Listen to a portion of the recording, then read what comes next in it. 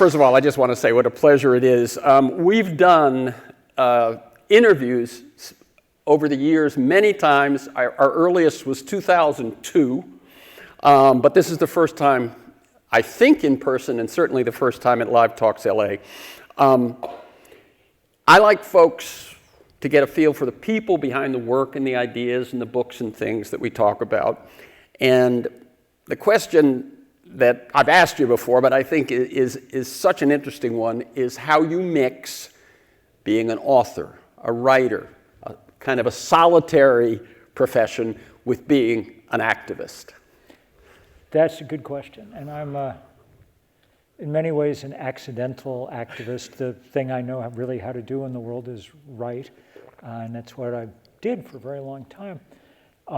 But when I was writing The End of Nature, when I was 27, I guess, it became very clear to me that I was no longer, objective in the way that, newspaper reporters were supposed to be. I cared about the outcome. I did not want the planet to overheat and, the climate system to be destroyed.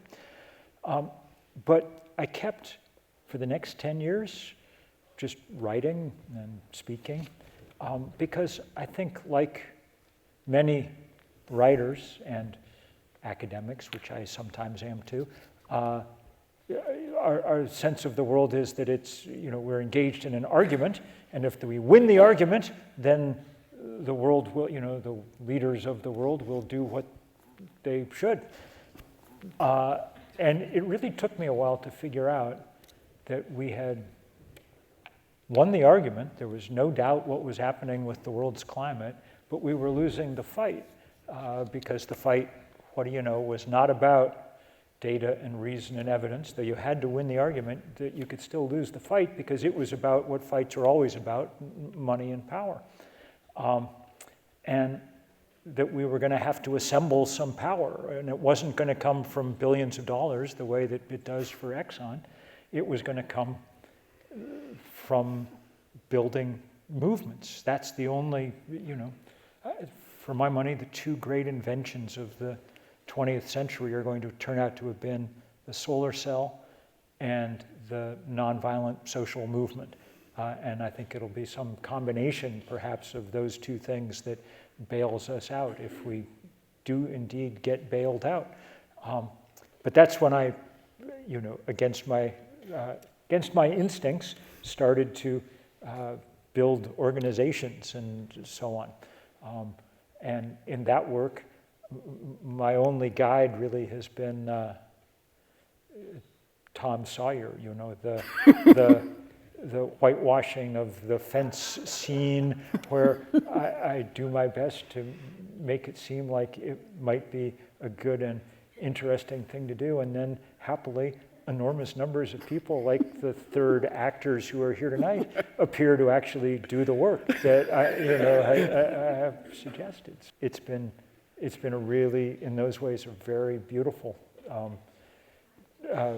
quarter century of that kind of work. But you're right, it doesn't fit at heart, as much as I enjoy being here with everybody, given my druthers, I'd rather be home typing. That's really my, who I am. So. Sweet spot, yeah. Yeah, I just wanted to mention two things before we get any further. One is just a personal note. I learned that you actually, as a very young child, lived in Altadena. Yeah, actually the house of my earliest boyhood memories burned down on day 2 of the fire. So yeah,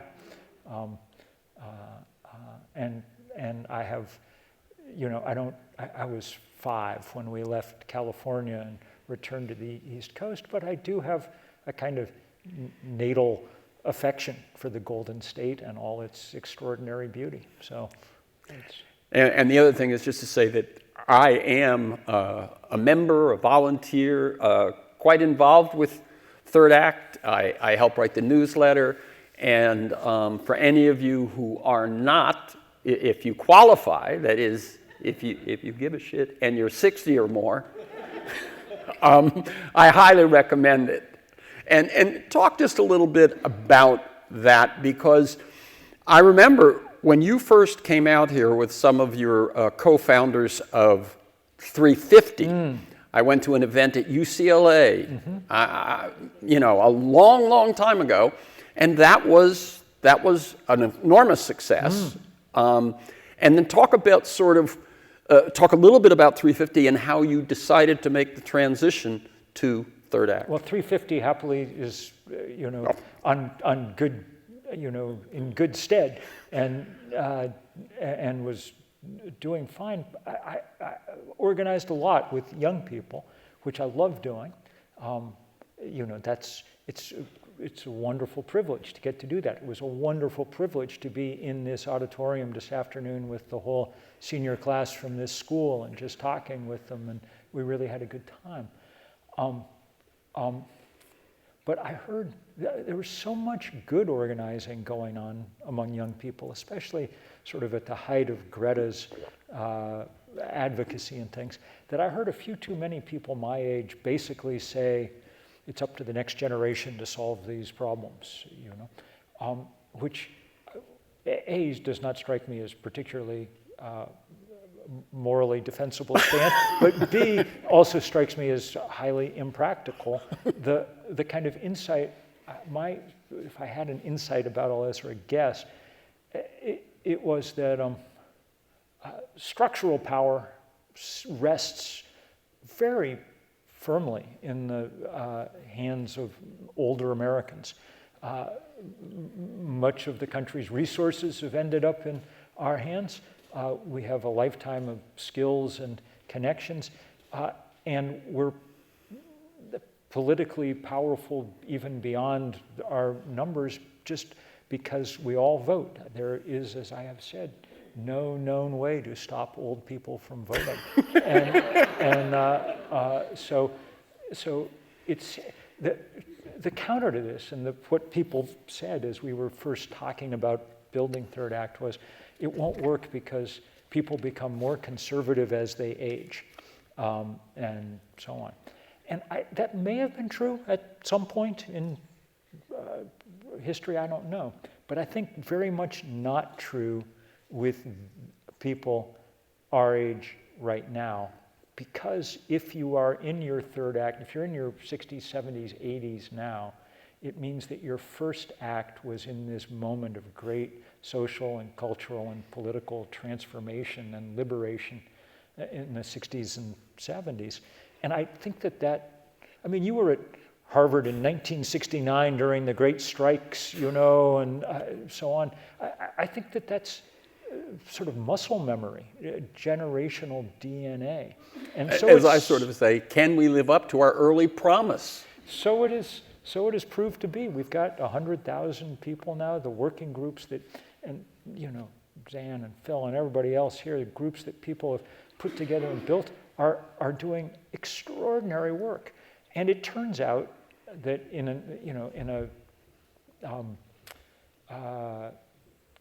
an American democracy that so many people have given up on, a group of 400 or 500 people emerging in a state, in Kentucky, in Northern California, in Vermont, in any place, is enough to exert extraordinary power in state capitals and city halls and things.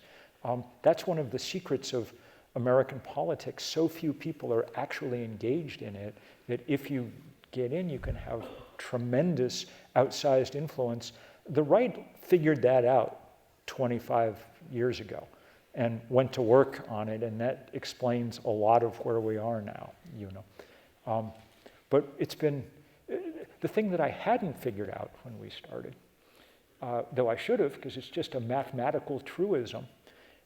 I mean, the one problem with organizing young people is they don't stay young very long, you know. Next thing you know, they're 25 and having a kid or, you know, absorbed in their career or whatever. If we can organize people when they're, you know, 63, just statistically, they may be doing this for the next quarter century, you know, in good ways. Good investment. And that's very I mean, that's very heartening to me. It's very heartening to me, but it's really very heartening to young people.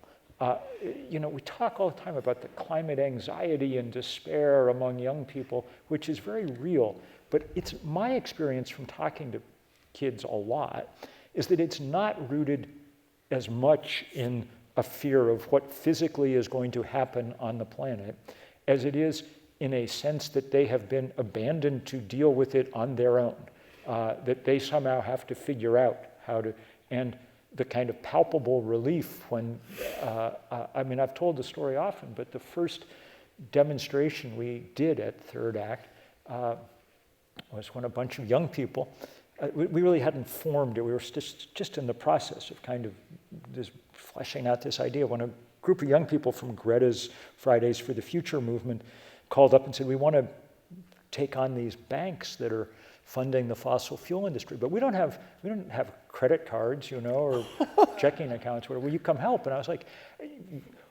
whatever else you can say about us, we definitely have credit cards, so we will be there. And we had a demonstration in Boston, and there were 300 or 400 high school kids there, because high school kids, as I was reminded again this afternoon, fully understand the barrel of the gun down which they are staring. And they're somewhat sprier, so they were at the head of the march. And at the back of the march, there was a group of us from this nascent Third Act with a banner that just said, "Fossils against fossil fuels." You know? And the kids were like, yeah. They were pumped up about it. So that's the spirit in which we've tried to operate all along. And it's the spirit that animates, I hope, Sunday, which comes up on Sunday, on the fall equinox. Although here, one of the big events is on Saturday at Whittier, and you can find out more at the Third Act table outside. And there's also stuff going on Sunday in other parts of, there's 500 events across the country, but you can get all the list of all of them at sunday.earth. And since you've brought up Sunday, let's talk more about it. One thing I've heard you say about it that really kind of positions it for me is that with what's going on in Washington, which we will talk a little bit more about, there's a great deal of defense we've got to play. Mm-hmm. We are playing defense, but you can't just play defense. You don't win just with a great defense. You've got to play offense, and Sunday's about playing offense. Absolutely. This book is very odd for me because my general role in the world has been as a bearer of bad news, you know, a professional bummer-outer of other human beings. And there is more to be bummed out about right now than any time in my life by a large margin. Not only is the planet's climate system in a state of extraordinary crisis and worse with each passing week, happening, the degradation now in just real time. But also, of course, our democracy is flickering and faltering in ways that I think none of us ever quite imagined. And it's, you know, more, again, every hour, the thought that the President of the United States is now firing the hosts of late night talk shows because he doesn't like the jokes they've made about him is so incomprehensible to you know, how we conceived of America until a few weeks ago, that it's easy to be completely stunned by all of that. And I think actually that's the strategy, is to do things so rapidly and aggressively that we end up stunned. In the midst of all that, there is this one big good thing happening on the planet. And it's really only happened over the last 36 months or so. This sudden, explosive growth of clean energy around the world. And it's such a big and good thing that I think it's capable of taking a bite out of not just the climate crisis, but the authoritarianism crisis at the same time. And so, yeah, we want to drive as powerfully as we can this idea into the body politic. And if I had to sum up the thing that we want to accomplish, and the reason I wrote the book and everything else, is to just get across the idea that what we've called alternative energy for the last 40 years is no longer the alternative. It's the obvious, common sense, straightforward way to power the planet. 95% of new electric generation around the world last year came from the sun, the wind, and 95% of new generation. Of new. Yeah. And, the growth is so I mean, the world produced a third more power from the sun this summer than it did last summer. The pace, we're on the very steep part of this S-curve, and we have to accelerate. We have to keep that exponential growth going, and if we can, for even 4 or 5 years, we will have reached a point where A, we've broken the political power of the fossil fuel industry, and B, we've really reset the trajectory. We're not going to stop global warming. That is not an option on the menu.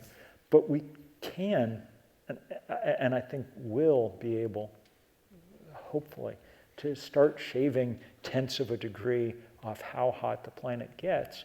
And every tenth of a degree that we raise the temperature takes another 100 million of our brothers and sisters out of a safe climate zone into a dangerous one. So really, nothing else that humans have ever done in their lives is as important as, has as much leverage as even reducing the temperature 4 or 5 tenths of a degree that we eventually are going to settle at. But beyond that, so that's the reason that I wrote the book, and it's the reason that we're doing Sunday. I mean, it's a very practical, utilitarian, economic argument rooted in the fact that as of about 5 years ago, this is the cheapest way to make power on the planet. It was the cleanest. It's now the cleanest, yes, and the cheapest. Exactly. And one other thing that occurs to me is when you say cleanest, what that means is that the costs afterwards, the health costs, absolutely. all of those things. And we were talking about that earlier today. I mean, by any rational economic calculation, we should have done this 40 years ago. I mean, the price of raising the temperature of the Earth is, exceeds any economic. I mean, if you had to pay 10 times as much for solar energy, it would still be a great bargain compared with having to pay for a fundamentally broken world. But we weren't going to do it until it passed that line, and now we live on a planet where the cheapest way to make power is to point a sheet of glass at the sun. But the thing that writing the book really made me think about and understand in a deeper way is that that's only half of the appeal here. The other half is that this is a very different way and a very liberating way of starting to produce energy. We've relied on an energy source, fossil fuel, that's only available in a few places, so it's easy to control by a few people, and it's very susceptible to being held in reserve, hoarded, and doled out to, over time. And what we can replace it with is an energy source that's available literally everywhere to everyone, that can't be held in reserve, and that can't, just do the thought experiment of thinking about what the last 100 years, the politics of the world would have been like had in that period oil been of relatively trivial value. How many wars, coups, assassinations, terrorist plots, everything else might we have avoided? How much inequality might we have avoided? The first modern plutocrat, the first oligarch, was John D. Rockefeller, because he figured out that control of fossil fuel was the ticket to theretofore unknown amount of money and power. And the people who followed him have been much worse than he was. Our biggest oil and gas barons in this country for the last 30 years, 40 years have been the Koch brothers. They own more refining and pipeline capacity than anyone else.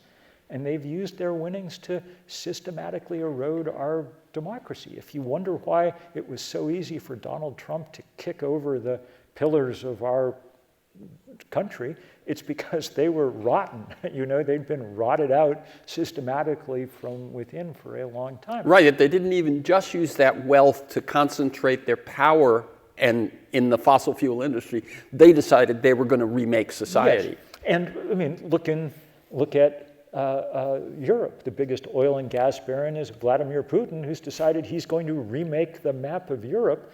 And as of last week, was probing the defenses of Poland with his drones. Anyone who's even thought a little about the history of the 20th century, the idea that Russia is currently probing the defenses of Poland should send a significant chill down your spine. Humans are very good at starting wars about lots of things.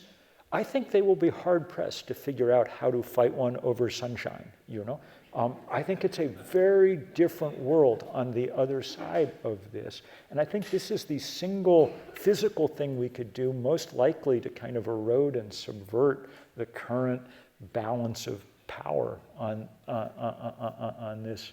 So in so many ways, it's it's liberating, and it's even, I dare say, quite beautiful. Sunday will be a day with lots and lots of art and music as a big part of it. I'm so glad to be in a room with other people wearing this nice yellow shirt with the logo for Sunday, which is this half a sun. At Sunday.Earth, we set up this, first thing we did was set up this kind of drawing tool. And now 10,000 people or so have completed the sun in their own beautiful way. I saw one of the prettiest ones I've ever seen tonight, which I'm going to quickly spread around as soon as he sends it to me. But we were doing a playlist the other day for songs on Spotify about the sun. There were almost literally endless list. I obviously stole the title of the book from George Harrison, and that's in some ways the most beautiful and by far the most streamed of all the songs in the Beatles catalog by a large margin. But there are 100 other great ones that if you even start thinking for a minute, Stevie Wonder and Bill Withers and everybody who's ever in the pantheon, and someone. But it really drove it home to me when someone said, well, what if we did a playlist of songs about fracking? How many would there be? None. Because I think that we're just literally going to be, over time, drawn to energy from heaven instead of hell, we obviously don't know how prehistoric people really thought about the world. But the evidence that they've left behind, every interesting pile of rocks that's around there seems to line up with the solstice or the equinox. It seems to have been top of mind for people as far back as we can go. And I think that there's a deep beauty about our local star, which already gives us light and warmth, and via photosynthesis our supper, also being willing to provide all the power that we could ever need. It just allows us to think about restarting what seems to me a fairly broken civilization at this point on somewhat new terms. And that's, since I now have a 18-month-old grandson, i.e. I know and love someone who will be alive in the 22nd century, it seems incumbent to try and figure out if there might be some other terms on which we might, which that might not be the dismal era that it currently seems slated to become. So. Yeah, in terms of what Sunday means, and as you say, it really, I think the notion occurred to you when you realized that it was now no longer alternative. You have a great supermarket metaphor, which I will allow you to say rather than me. I was thinking about it. I was in Portland yesterday and was wandering around and went into the Whole Foods. We don't really have any of that in rural Vermont where I live, but I know that the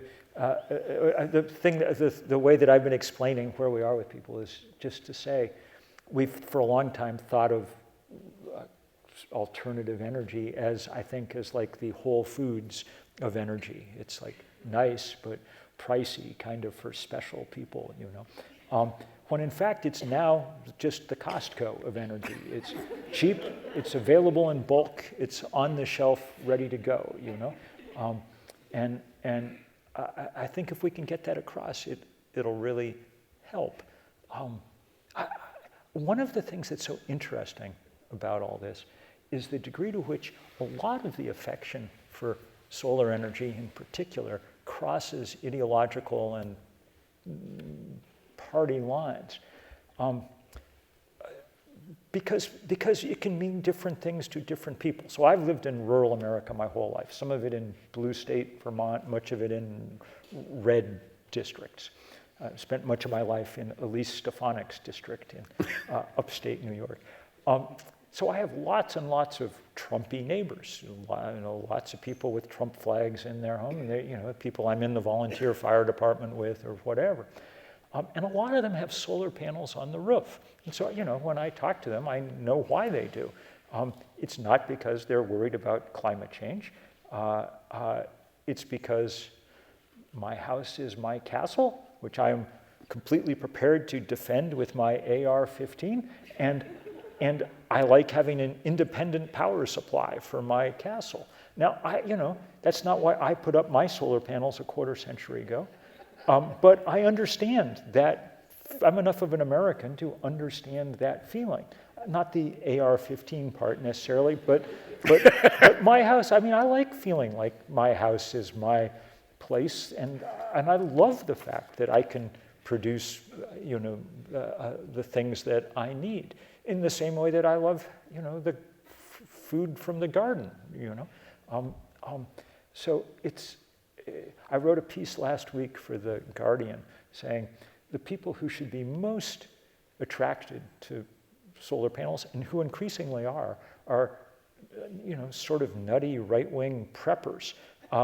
Because if you really think that you're going to be holed up in your bunker for a long time, if you go on the prepper forums and things on Reddit, there are endless discussions by people about how they're going to keep their diesel tanks working, and what if they grow algae? Here's the algae side you should pour in them, on and on and on. It's just like, what are you talking about? If you get solar panels on the roof, you're never going to have to. If I went back and watched the Mad Max movies from the early 1980s, and the plot points are all about, crisscrossing the desert to try and find like derelict oil tankers so that you can get more oil. That's what they're fighting over all the time, so, to maintain their stuff, because these were made in 1980. Well, if you were making those movies in Australia now, 40% of homes have solar panels on the roof. You don't need, Mad Max would be just like Chill Max, like, whatever, the world's coming to an end, but I can run my pina colada machine off my, solar panels on the roof. Everything's good, So it's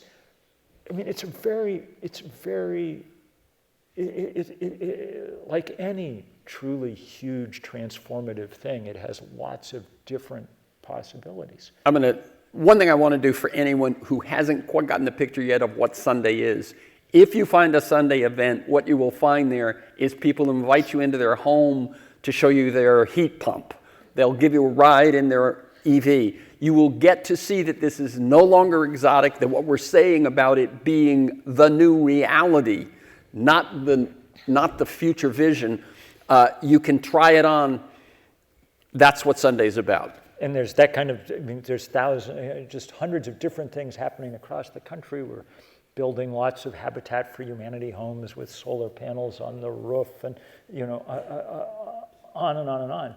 But there's also just lots of big concerts with, where the speakers will be powered by people's Ford F-150 Lightnings, and all that kind of stuff, just demonstrating the utility now of everything that's around us. There'll also be, and this is one of these other examples of looking at the world in a different way, there'll be a number of places where people will be out in farm fields showing what happens, what they can now do with, if you have a solar array, it produces two things. One is electrons, and the other is shade, which on an overheating planet is a really interesting commodity, because shade means, among other things, moisture retention. There's just been a series of studies that Californians will be interested in, showing that in desert environments,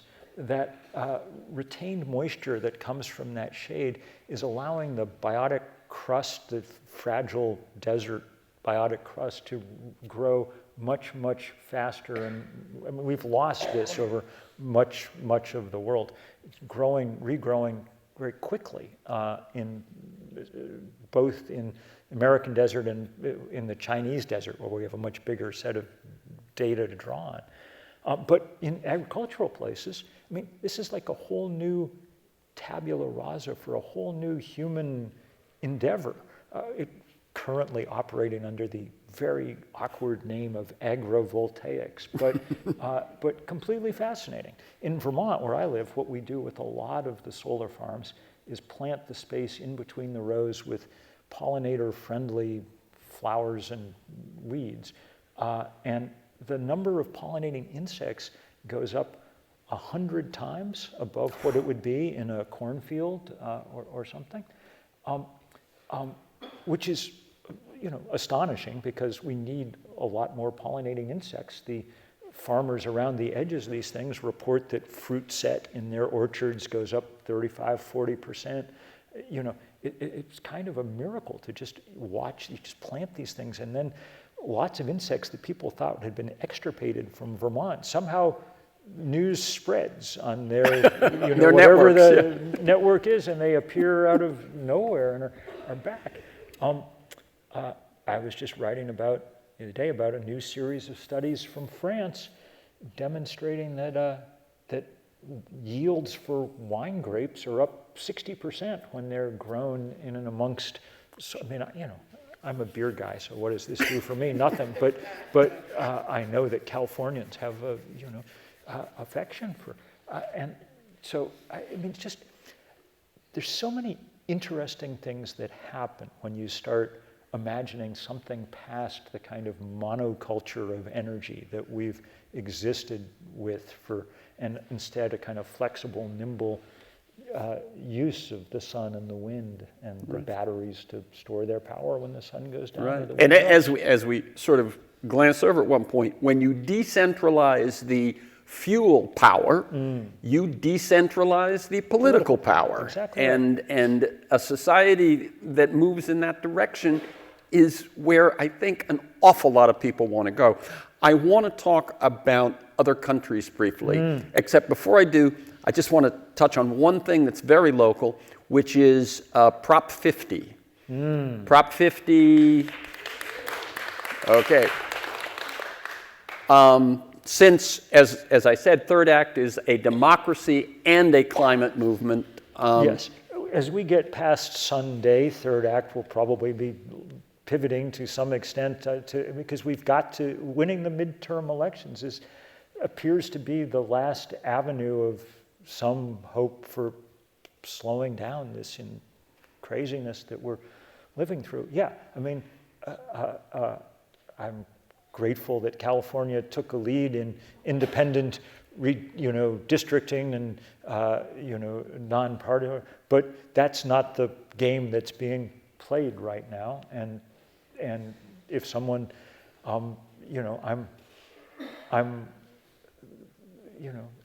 won the Gandhi Peace Prize. I have a kind of nonviolent bent. But if someone smashes you in the face, you have to figure out some way to keep them from doing it over and over and over again. And this strikes me as a completely justified way to do it. We'd be doing it in Vermont too, but we only have one representative, so there's no use redistricting. I didn't realize that.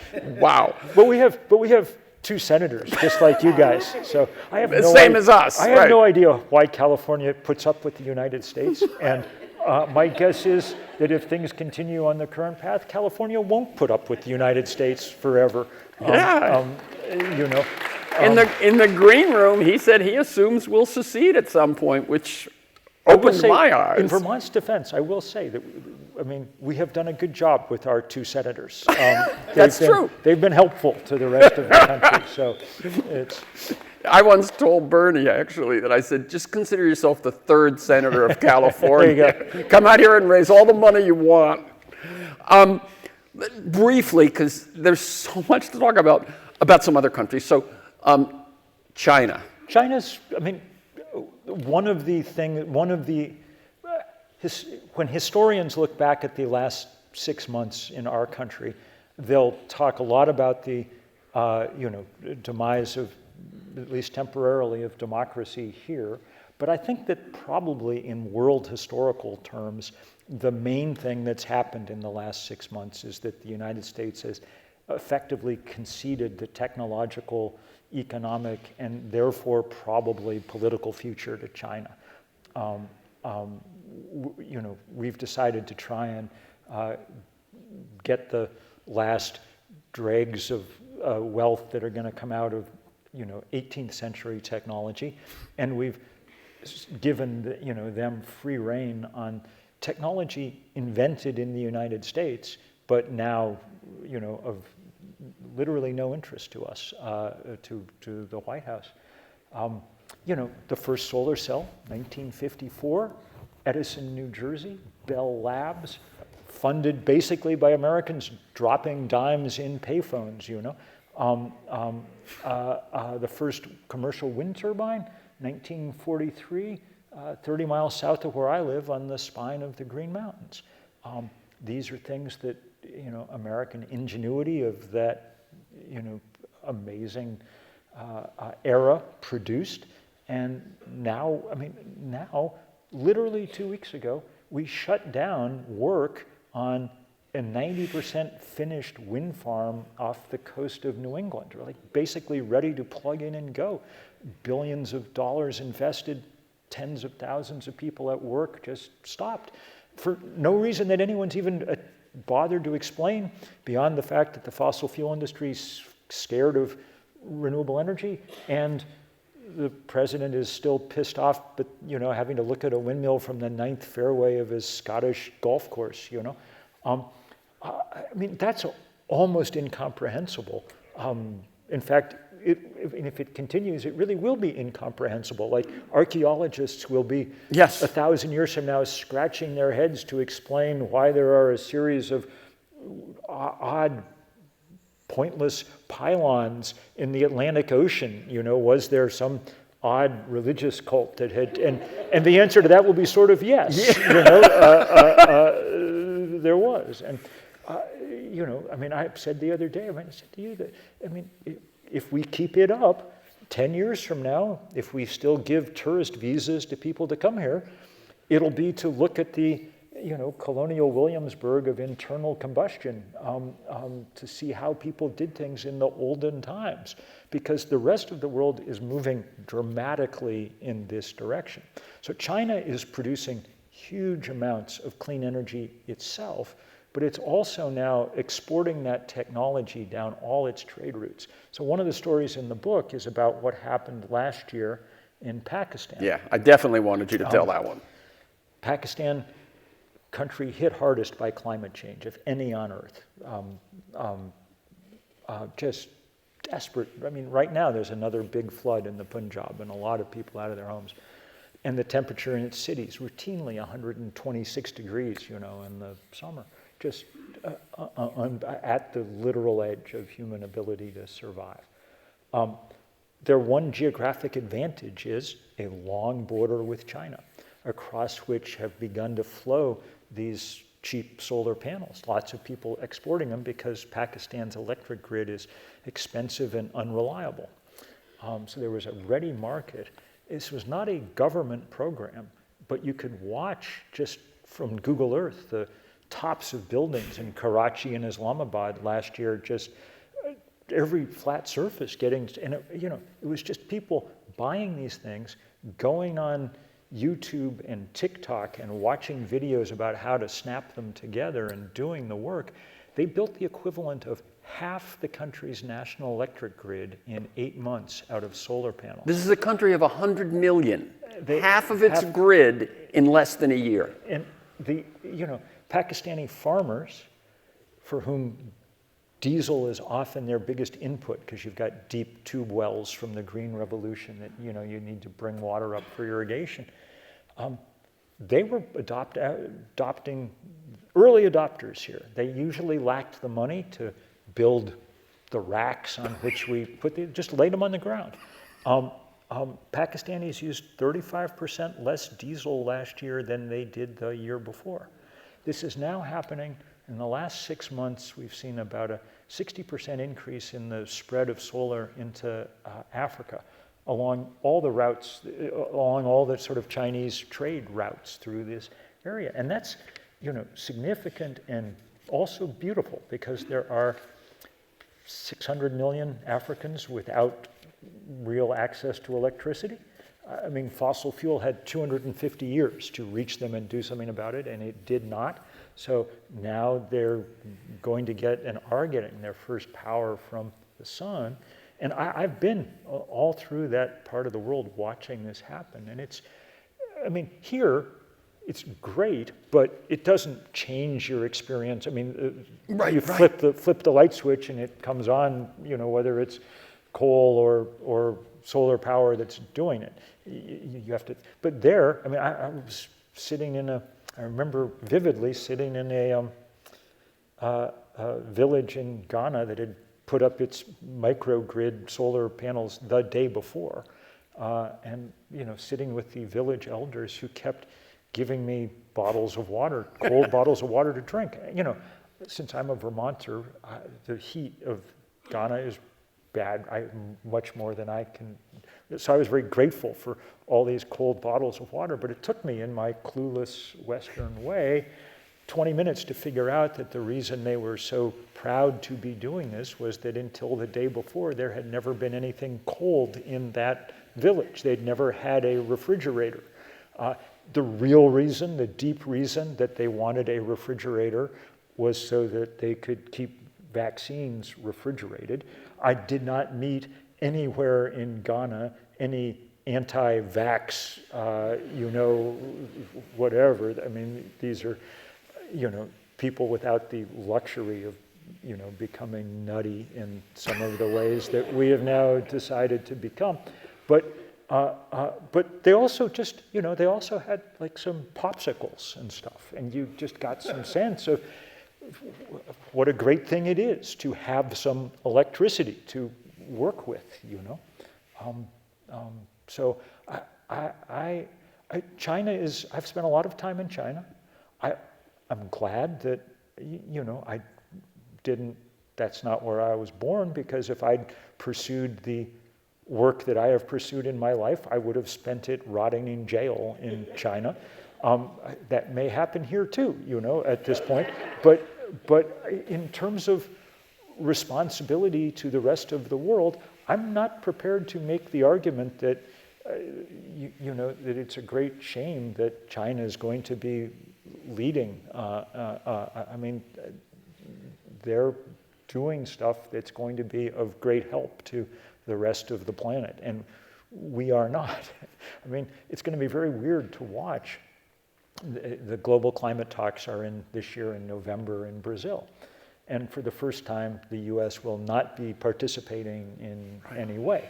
The country that poured the most carbon into the atmosphere is now officially the only country not participating in the global effort to do anything about it. that's bad, but actually, I suspect that the global talks around climate will become much more fruitful going forward without us in the way to prevent certain kinds of progress. We shall see. As he pointed out to me earlier, that remember, for it to be a treaty, you would have to get 2/3 of the Senate, right? So, as you say, they all knew that wasn't going to happen. After the Kyoto, so everyone you'd go figured with out, compacts and voluntary. Without us. Yeah. And this is very painful for me to say, because I, through it all, I'm somewhat of a patriot. I grew up in Lexington, Massachusetts. My summer job was giving tours of the battle green where the first, first shots of the revolution were fired. I take with great pleasure the idea that this country was the place where people first started rejecting the idea that we were going to, kings should rule people, and and instead asserted that people were capable of ruling themselves. That is one of the most important ideas that ever got let loose on this earth, and it got let loose here first. And that's what makes it, I think, doubly painful to watch that idea being now systematically trashed and undermined, and why we will do everything we can at third act to see, if we can still arrest some of that slide. But in the interim, I'm very glad that China is doing what it's doing for all the reasons that it's doing it. Some of them, entirely selfish, and some of them perhaps not. Yeah, I shared with Bill earlier that I'd worried that China would be the one that would end up saving us, and that what would that mean if it took authoritarianism to save us? I said that, events overtook that concern. We now have the authoritarianism. We just lack the future vision that China has. We've got the worst. I think we've got to wrap it up and open it up to you folks for Q&A. Can you talk about how batteries play into solar in terms of whether it's storage or otherwise? And are there concerns with rare minerals and all that stuff? So batteries are a completely crucial part of this because it's funny, our Secretary of Energy, who spent his life as a fracking executive, tweeted out 2 weeks ago, solar power doesn't work when the sun goes down.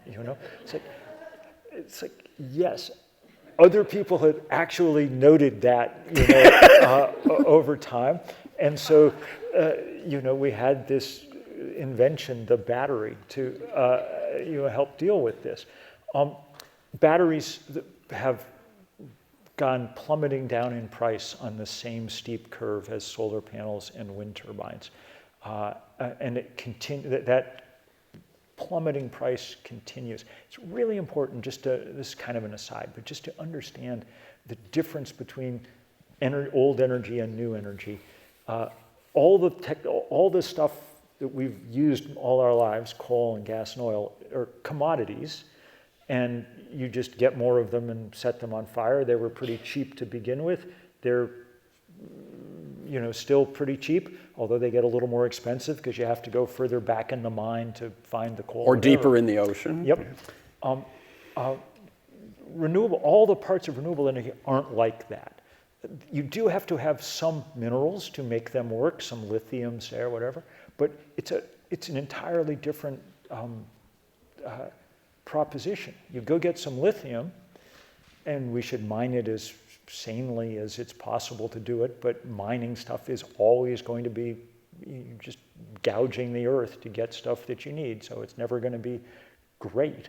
But you put the lithium in a battery, and there it lasts for 25 years till the battery degrades, however long it takes. And now because lithium's valuable, we're good at recycling it. So you just get it out and start over again with the next battery. When you go mine coal, you set it on fire, and then you have to go mine some more the next day, which is why the Rocky Mountain Institute last September put out a study saying, the amount of mining you'd have to do for the whole battery transition by 2050 is less than the amount of coal we mined last year on this planet. I sort of keep this in my mind by sort of as a mnemonic almost. A boatload full of solar panels over its lifetime will generate 500 times as much energy as the same boat filled with coal. That gives you some sense of just the change in kind that we're talking about here. So yeah, there's no free lunch here. You do have to mine some stuff, but there are definitely less expensive and more expensive lunches, and this is the less expensive by a large margin lunch, even before you count the cost of how much damage you do if you heat up the planet, and even if you ignore, which we shouldn't, but we often do, the fact that 9 million people die every year on this planet, 1 death in 5, just from breathing the particulates that come when you burn fossil fuel. And that's beginning to change. 10 years ago, the list of the dirtiest cities on planet Earth was all cities in China, one after another. Now there are no cities in China on that list. Not only are they much cleaner, I've talked to lots of people in the last 6 months. I haven't been to China for a little while, partly because I wrote a fair amount about Tibet, so I'm not sure that I'm completely allowed back in at the moment. I'll find out at some point. But I've talked to lots of friends in China in the last 6 months who say its cities are not only cleaner, they are much, much, much quieter than they were, because more than half the cars sold in China now come with a plug. That's what's, and within 3 years, it'll be 100% of cars sold in China, because they're the best. And if they were allowed to sell those cars in America, that you can buy a really good $10,000 EV in China right now. And if you have $30,000 to spend on a car, which is less than the American average for a new car, you can get a car better than any car you've ever dreamed of in China now. We think Detroit is not the center of the automotive world. As of about the last 18 months, it's 3 cities in China whose names are difficult for me to pronounce. That's where the cars that the rest of the world wants come from. So it's just fascinating to watch. There you covered 2 of the obstacles people will raise. One is storage, and the other is mining. Yep. The third is land. Yep. So we talked a little bit about agrivoltaics, but just requires a slightly different, I think, aesthetic for. We're going to have to take up some land to do this. Mark Jacobson at Stanford, a great hero of all this work, says it's about 1.5–2% of the land surface of every country on Earth required to do this. That does not seem to me too much to take for producing this commodity that we use in such abundance, energy. Especially since we use huge amounts of our landscape for energy right now. So the biggest crop in America by far is corn. We grow 60 million acres of it. 30 million of those acres are used to produce ethanol. The ethanol, the gasoline that we grow on those 30 million acres, provides 3% of America's energy. If you took that 30 million acres and covered it with solar panels, which is not what we want to do because we don't want to just sort of carpet Indiana, to solar panels, but if you took that same 30 million acres and covered it in solar panels, it would produce not 3% of America's energy, but 100% of America's energy. This really was driven home to me last summer in a cornfield in Illinois, where I was with a farmer who was converting part of his farm to solar panels. He's like, look, acre is in corn, okay? It produces enough ethanol every year to drive my Ford F-150, most popular vehicle in America for the last 45 years, to drive it 25,000 miles. So not nothing. This acre over here, I'm putting in solar panels, okay? and it will produce enough electricity to drive my Ford F-150 Lightning, the EV version of the same truck, not 25,000 miles, but 700,000 miles, all right? Photosynthesis is a great miracle, but not a particularly efficient one. Solar panel is 20 times more efficient in taking the sun's energy and converting it. And as he also pointed out, I don't need to pour large quantities of nitrogen and phosphorus onto my solar panels to make them work. Stuff that washes quickly from Illinois down the Mississippi into the Gulf of Mexico, where it creates the vast dead zone that kills off all aquatic life.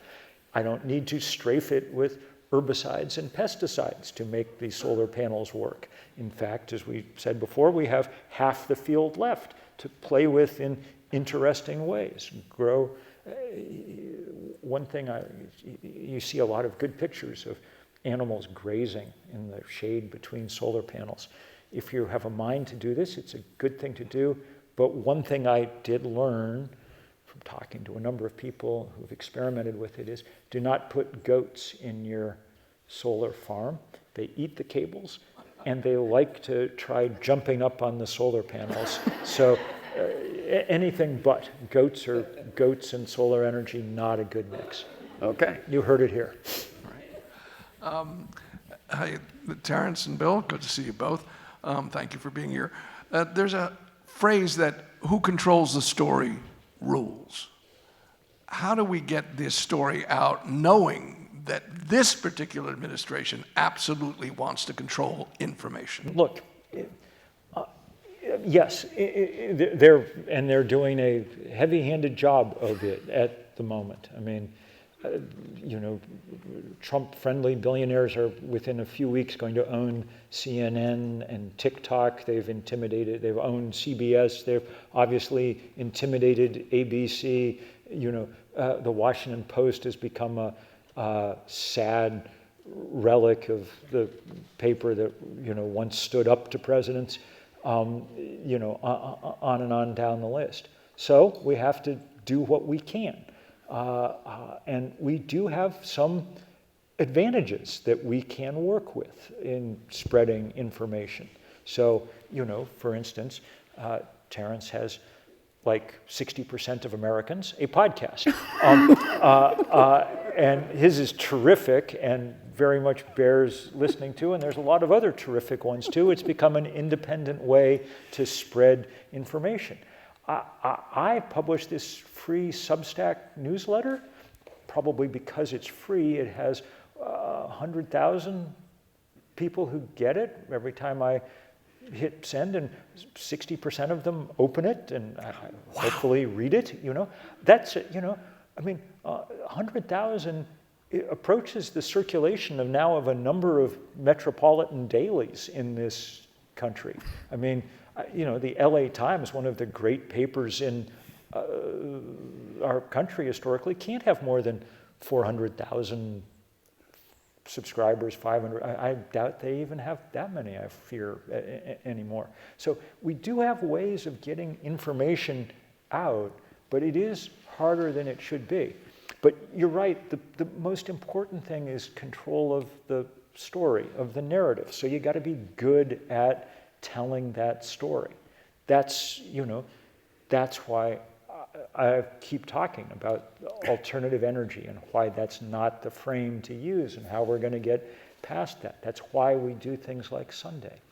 No guarantees, and the odds are obviously stacked against us, but weirdly, the polling continues to show that solar power is immensely popular and across party lines. The Trump guys have driven down some of the support among Republicans, but it remains very popular even among Republicans for the reasons I think that we were talking about before.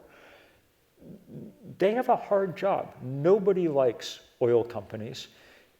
Utilities, it's not just PG&E, utilities everywhere are completely unpopular, So it's not as if we have an impossible task here, just a difficult one.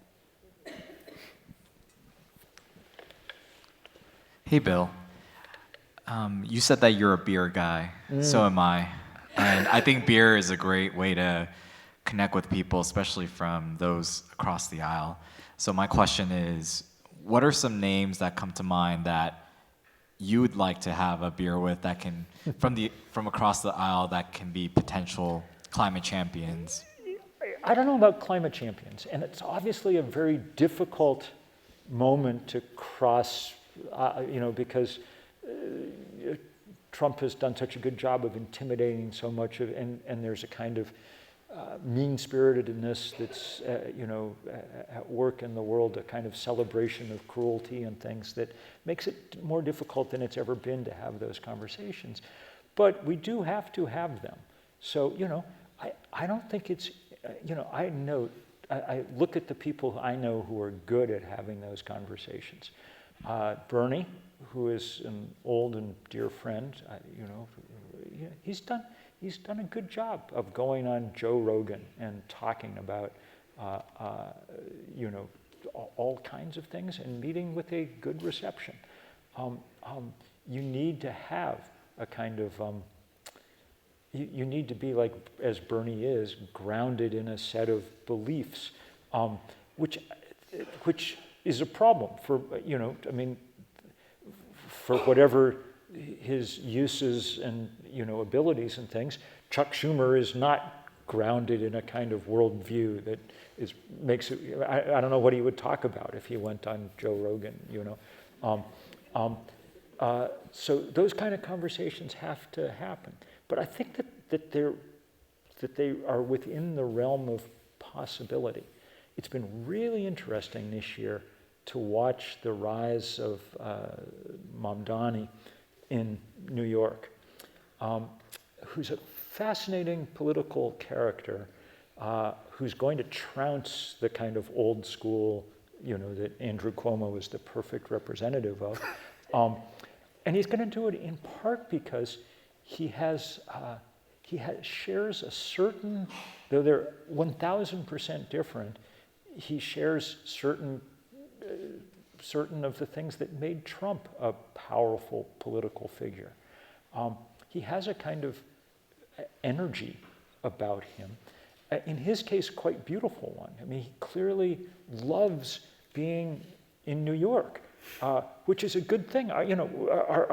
Even many of the people who run for mayor in our cities, their basic message is, this city is a hellhole, and only I can figure out how to. And he's like, he clearly loves where he is, and he's not the only one. I was just writing a little piece for the New Yorker these past days about. I think the Democrats are going to may find their future in these series of mayors around the country who are. We were just talking about my very favorite of them, Michelle Wu in Boston, who I think if we ever get our democracy back will be president of the United States someday because she is a great politician and a great mayor. Boston has had like 11 murders so far this year. I mean, it's the safest city in the entire world.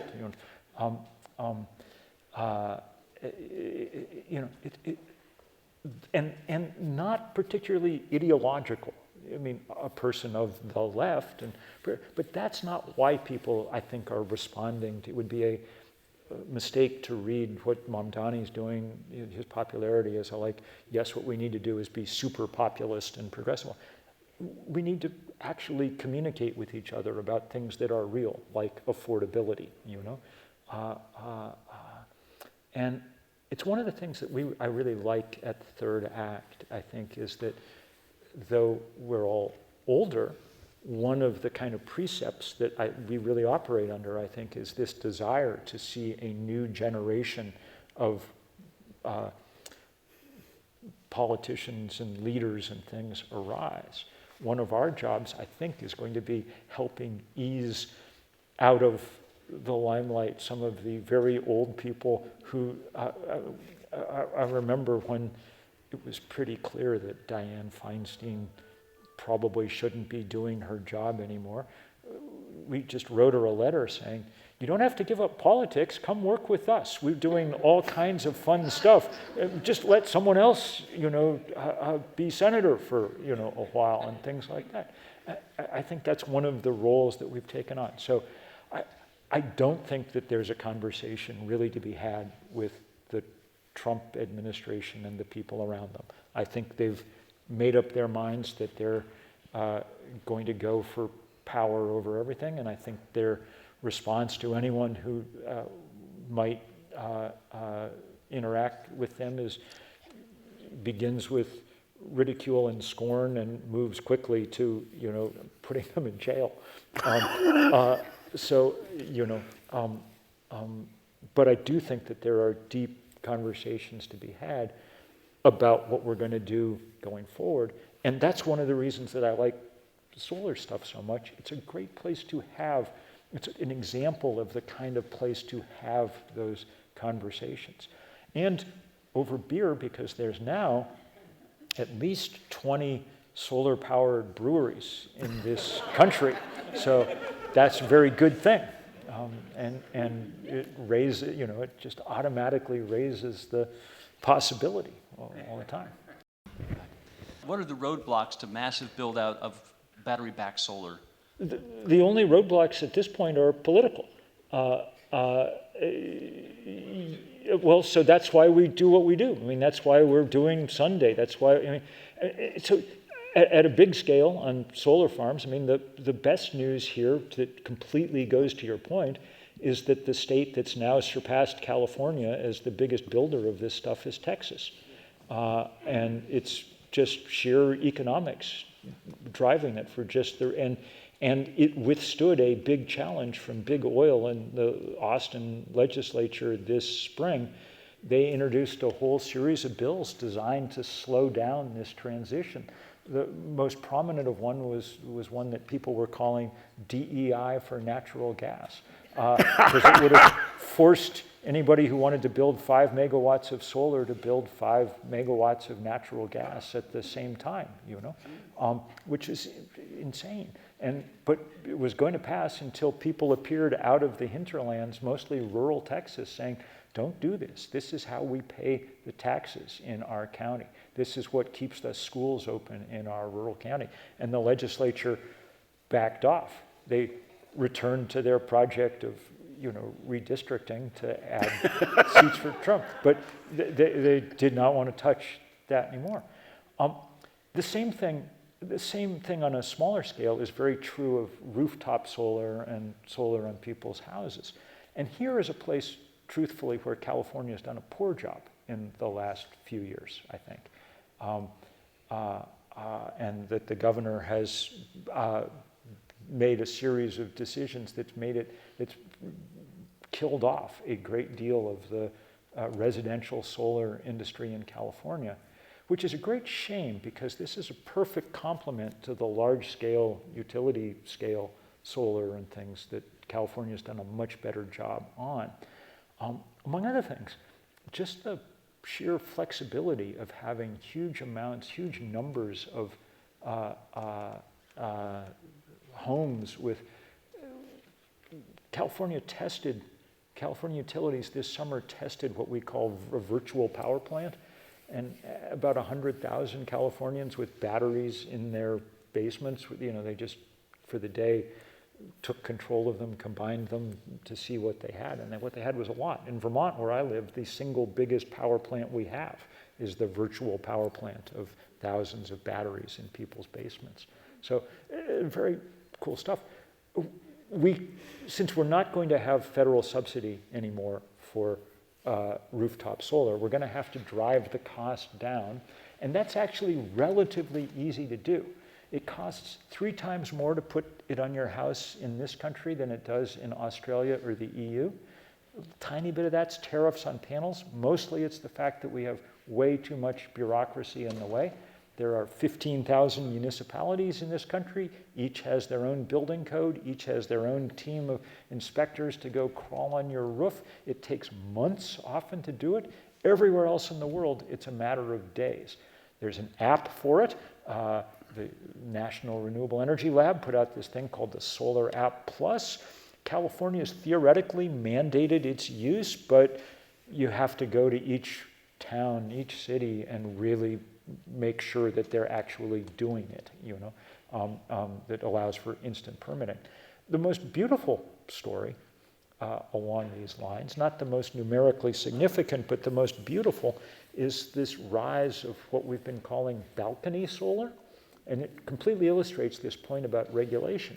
3 or 4 million Europeans in the last 3 years have gone to whatever you call Best Buy in Brussels and come home for a few €100 with a solar panel designed to be hung over the railing of your balcony. And then it just plugs into the wall with a standard plug. No electrician, no wiring, nothing, okay? It often produces 20%, 25% of the energy that a household uses. That's illegal everywhere in America, except the progressive bastion of Utah, where the state legislature... That's right. State legislature earlier this year voted unanimously to allow this on the grounds, as the state senator who did it, who we had a great talk with at Third Act, said, I see no reason why the people of Provo should be denied what the people of Stuttgart enjoy, and there was no reason to. And so yesterday in the Vermont legislature, we introduced balcony solar legislation, and I'm absolutely certain it will pass. And one of the things we're doing at Sunday is making that same thing across the country. You don't even have to wait for Sacramento. The city of Los Angeles the city of Santa Monica, could quickly revise its code to allow people to do this, and should. So we can make, even with Washington in deeply unfriendly hands, there are a lot of things that we can be doing. And we are going to try to do that. That's why you should be out in the street on Sunday, or in this case, in Whittier on Saturday. You make such a powerful case for this. I begin to wonder, I've been steeped in politics for decades, and I understand the industries, I understand the interest groups, I understand the power of the Koch brothers and all that stuff. But I also begin to wonder recently, why the hell can't we win? Why can't the Democratic Party be the China of politics? I mean, what tools are we lacking? Are we so far behind in that we can lose to a Donald Trump? It's not like the Democrats don't have money. They have plenty of money. They have plenty of expertise. They have plenty of consultants. So I'm glad to hear you saying these things, because I think you're looking for that answer, and I hope we all find it. But I am wondering what's stale in the Democratic Party that it can't get anywhere. Yeah, I mean, stale is one of the right words here. I mean, it is painful to watch the National Democratic Party be unable to come up with a coherent response to the unbelievably obvious, attacks on the most fundamental things in our society. And it really is an unbelievable failure of messaging. The day that they shut down that wind farm off the coast of Rhode Island, there should have been 15 Democratic senators on a boat going out to that wind farm with as many TV crews as they could muster, and they should have been standing on those pylons, talking about just how much this was going to cost the people of New England to not have this cheap power supply. Last night when Jimmy Kimmel was fired there should have been 20 Democratic representatives from across California standing up and telling,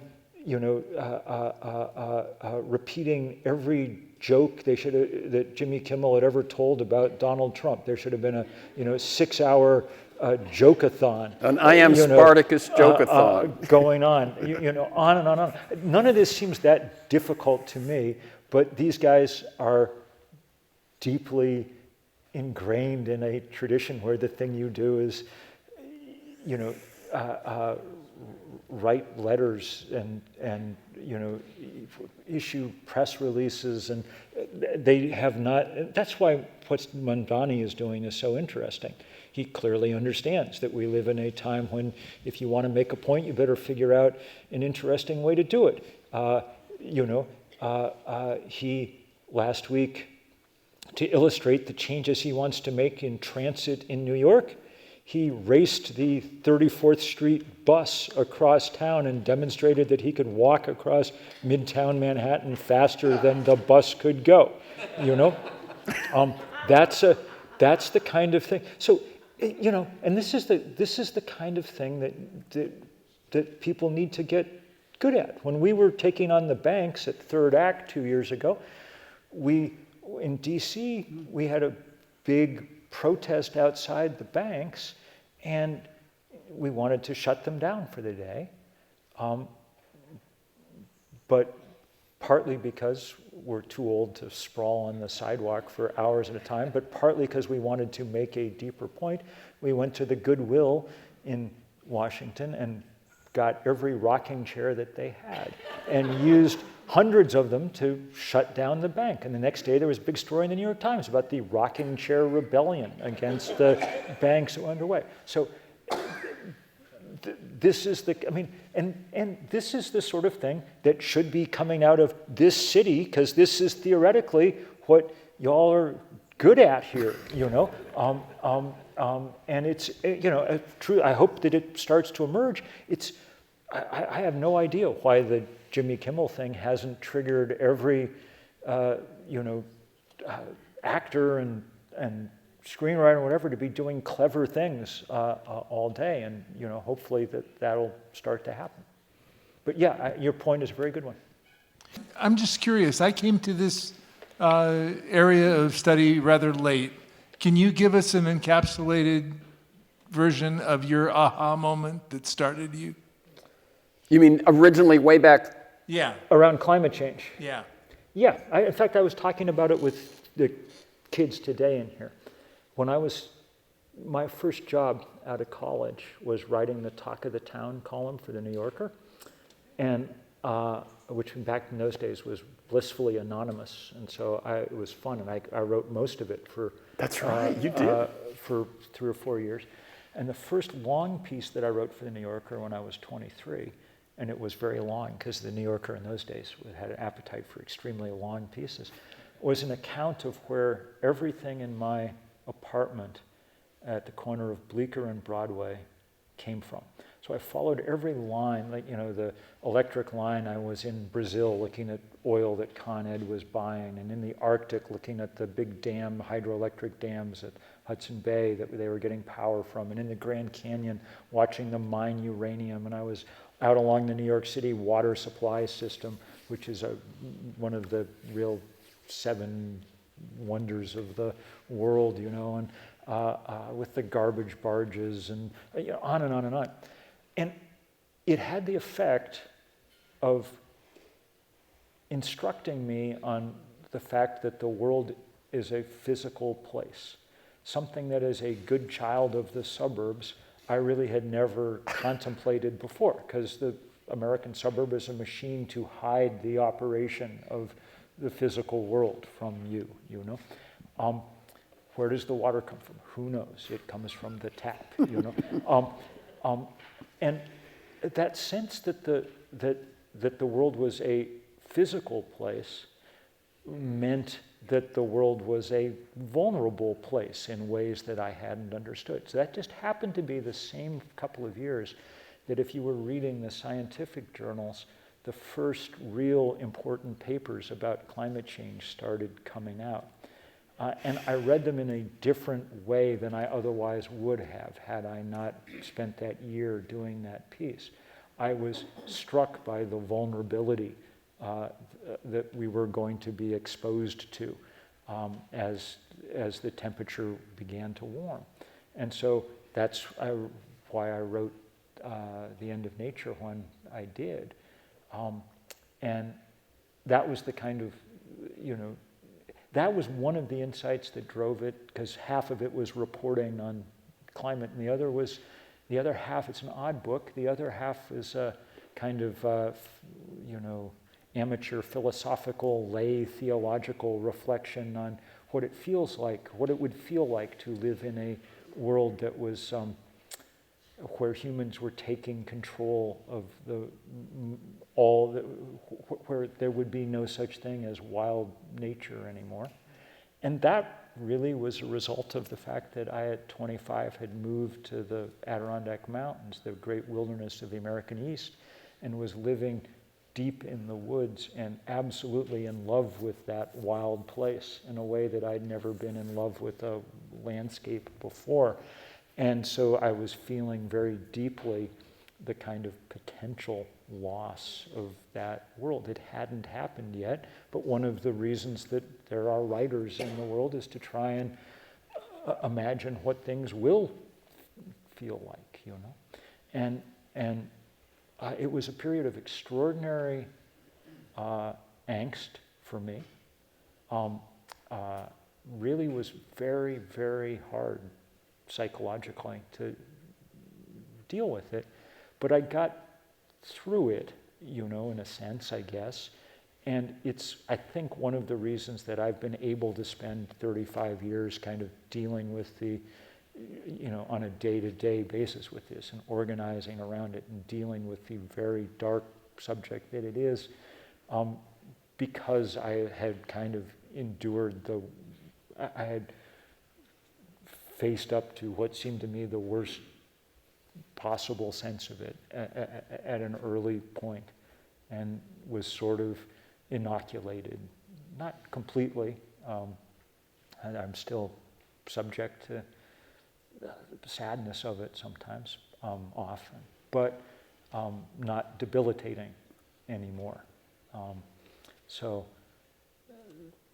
those were for me, the aha moments. And a result of all of that, I'll just add, is that I was talking about this with the kids today, I'm very sensitive to the fact that the world is still, despite all this, a very beautiful place. And that we are the creatures capable of noticing and appreciating that beauty, and that's one of our jobs. So I, never, if there's a snowstorm in Vermont, man, I make absolutely full use of it. I'm out in it as much as I can and soak it up. It's as lovely as it is to be here with you all. I'm exquisitely aware of the fact that the leaves are turning even as we speak in the hills of Vermont, and I wish I was there to see them, and on and on and on. So make of that what you will, but for me, that's been a key insight of all of this too, that the world is never going to be more intact than it is right now. So we might as well pay some witness to that, even as we're doing what we can to keep it as intact as we still can. Thank you very much, Bill. Thank you, Terrence.